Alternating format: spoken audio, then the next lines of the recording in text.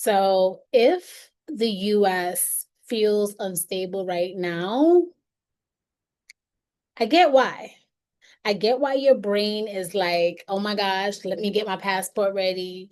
Let me buy this ticket. Let me go to Thailand. Let me go to Asia. Let me go to Vietnam. Let me go to Mexico. Um, I'm here to say I do want you to move, okay? Right? I get it. I'm abroad, right? But what I don't want you to do, I don't want you to panic move. Please, I am begging you. I'm begging you, seriously begging you. Please run a filter. And what I mean by run a filter is because moving abroad can definitely change your life. It's changed mine, okay? But it won't fix a decision if you do not think it through. All right, just hear me out. My name is Nicole.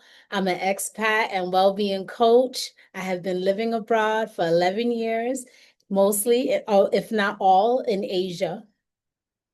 And I help Black and Brown women build a rich life abroad.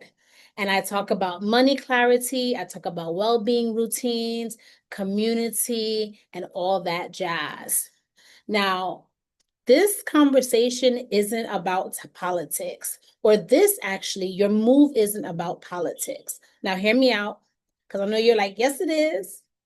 It's really about how you want to live and what kind of environment is going to support the life, your peace, your health, your money, your just overall life. So what I did is I decided that I am going to give you 5 questions that you can ask before relocating after 40. You can answer these today, and please just get clear, and you can take your time, take some notes.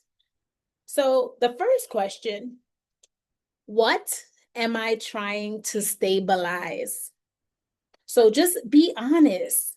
What are you actually trying to stabilize right now? Is it your money? Is it your health? Um, are you experiencing burnout? Is it loneliness? Is it health? Or is it just the feeling that like everything that's happening in America is just so loud and you're like, I can't handle it? Okay.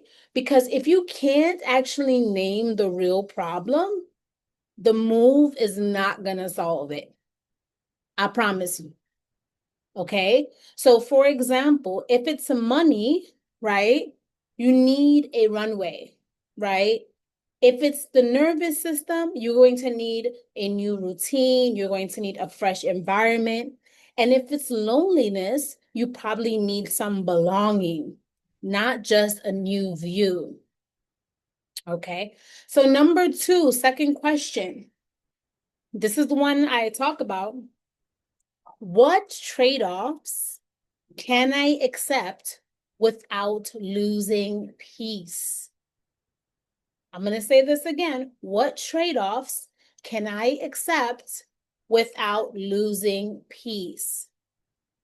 So, what I mean by that is, let's say you're in Asia.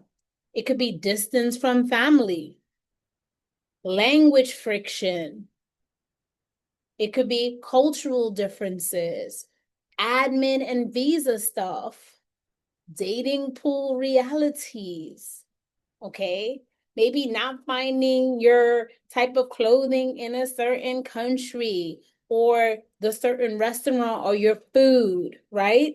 So the goal isn't perfect, right? But I think if you know right away, what are some of the trade-offs that you are okay with making or just having an awareness, that way when you land, you're not just like frazzled.